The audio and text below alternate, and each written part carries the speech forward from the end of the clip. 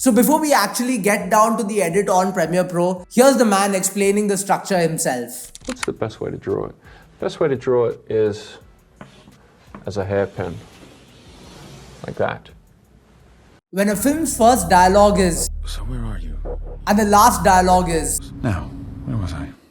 you know it adopts some next level weaving of time that challenges traditional storytelling norms. Everyone knows how Christopher Nolan's Memento stands as a masterpiece in cinematic storytelling due to its unconventional narrative structure and intricate editing techniques. And there are a number of kick-ass videos out there already explaining the same. What I wanted to do though was to delve into the edit part a little bit more, highlighting how editing in particular could serve as a storytelling tool that leaves a lasting impression on viewers. So here's the first of many in a sub-series called Edit Table, where I break down films on Premiere Pro and delve into the impact of editing on storytelling. Welcome to Frame by Frame, where today we talk about Nolan's Memento.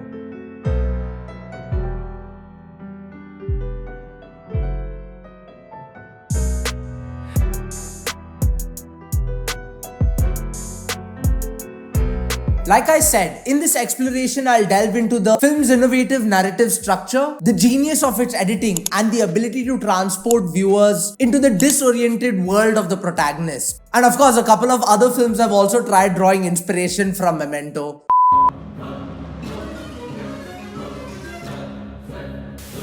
But it just goes to show the importance of editing in general in film. Just by lifting the story a little bit and changing the context to appeal to that particular target audience doesn't really work if it doesn't also incorporate those editing techniques. Memento challenges traditional storytelling by adopting a unique narrative structure that mirrors the protagonist's fractured memory. The film's narrative alternates between two parallel storylines, one presented in black and white sequences moving chronologically, and another in color sequences presented in reverse chronological order. This temporal disruption is underpinned by some mad editing that not only captivates the audiences but immerses them in the protagonist's disoriented world by blurring the line between memory and reality.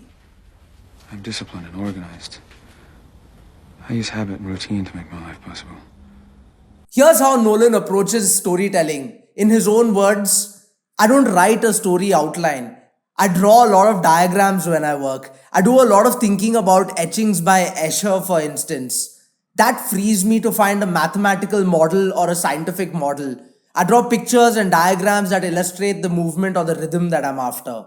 So before we actually get down to the edit on Premiere Pro, here's the man explaining the structure himself. What's the best way to draw it?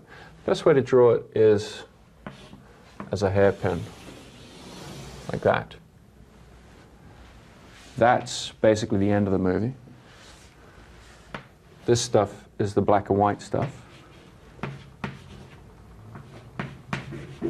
This is color. And this is running backwards as a series of jumps. And what we do is we cut between the two the whole way through. So we alternate scene here, scene there, scene there, scene there, scene there, scene there, and they meet towards the end of the film.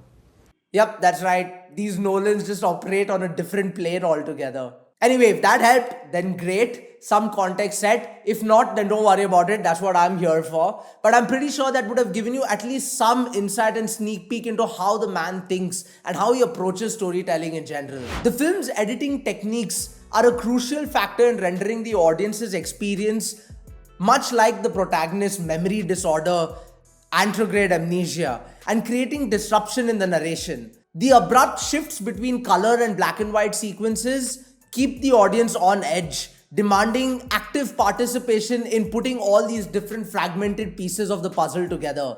Basically, the way these scenes have been sequenced, it almost forces you as the viewer to align with the perspective of the protagonist and almost forces you to indulge in sense making and speculation.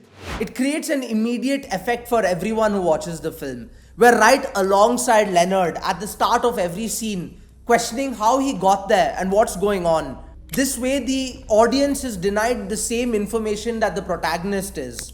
That way, when Leonard meets other characters, we don't know who they are, just like the protagonist, or whether he's even met them before, or whether they can even be trusted.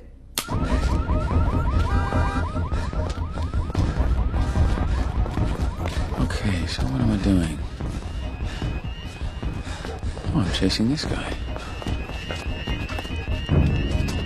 No, he's chasing me. Every scene starts with a question that's only answered at the end of the scene, going in rhythm with the black and white scenes that tell us more about his condition and the mechanics of his daily life. So let's have a look at what Christopher Nolan meant on Premiere Pro. Here's a quick re-edit I did in Premiere Pro showing you what that means. So as we can see, these sequences here are the ones in color, right? And these ones, the purple ones, are the sequences in black and white. And for now, all that I've done is broken them down in that sense from scene to scene, basically, and nothing else. There's no rearrangement done per se. Just to kind of give you an idea of how this breakdown actually is. Some of them tinier shots, some of them longer shots, depending on what information is being shared. And this last scene over here transitions from black and white to color, and in a very in-your-face manner, honestly, to make it very clear to the viewer how both these timelines are connected. It's something we actually saw Nolan do even in Oppenheimer. As he describes it, the intention was to create a subjective viewpoint for the color scenes and a more objective viewpoint for the black and white scenes, with the two coming together at the very end of the film. So looking at the black and white stuff in particular, basically the rearrangement would be something like this, where none of the color sequences are there, of course, and all these follow one after the other in chronological order. There we go, there we go. Right? So now if you were going to watch the movie this way, you have everything in chronological order, at least from the start of the movie till the midpoint.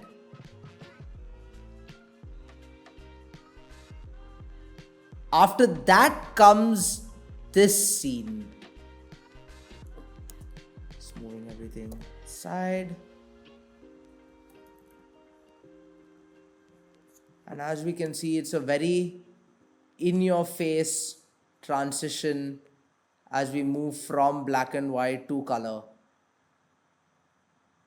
And of course, I'm steering away from talking too much about what exactly this means from a storyline perspective, but you can see how the color comes in, right?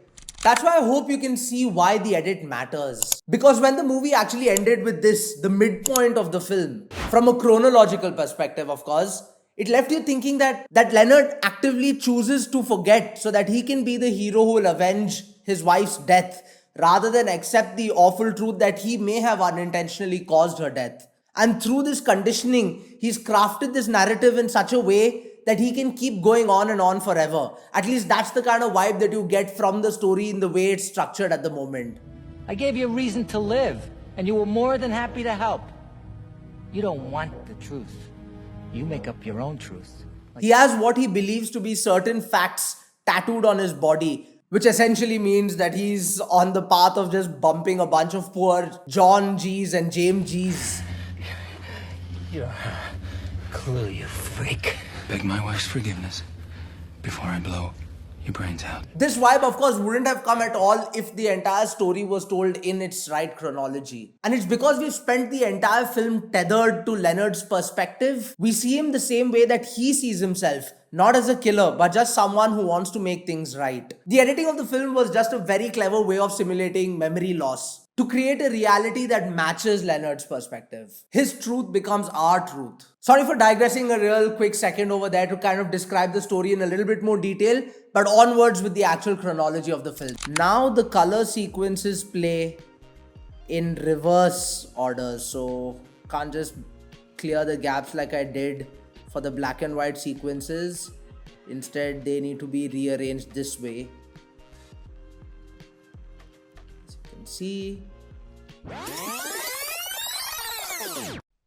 So you see, the idea of editing this way was almost a strategy to mimic Leonard's perspective, like I've mentioned on multiple occasions before. Honestly though, point being that even though most of us don't really suffer Leonard's condition, we are the heroes of our own story at the end of the day. We tend to paint a picture of a narrative that revolves around us. It's called to sonder, something that I learned from the Dictionary of Obscure Sorrows. So yeah, if you want to understand every single plot point of the film, then this chronological exploration or format is how you would actually watch the movie. But that's the whole point, right? It's not about understanding every single plot point as much as being immersed in the story and feeling that character association. So in the right chronology, if the structure of the film is meant to put the audience in the subjective viewpoint of Leonard, what becomes more apparent is that subjectivity is completely stripped off and a broader understanding of view of the entire story comes through,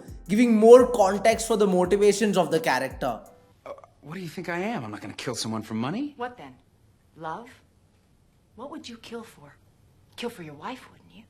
That's different. This is why editing in Memento plays such a crucial role in character identification. Leonard Shelby, the film's protagonist, relies on Polaroid photographs and tattoos to remember fleeting moments. The editing emphasizes these gaps in his memory, making the audience not only empathize with his struggles, but also question the reliability of his own perception. Christopher Nolan's a master manipulator of time, and through editing, he transformed Memento into a cinematic experience that leaves an everlasting mark on the viewer's memory, much like the elusive memories of his protagonist.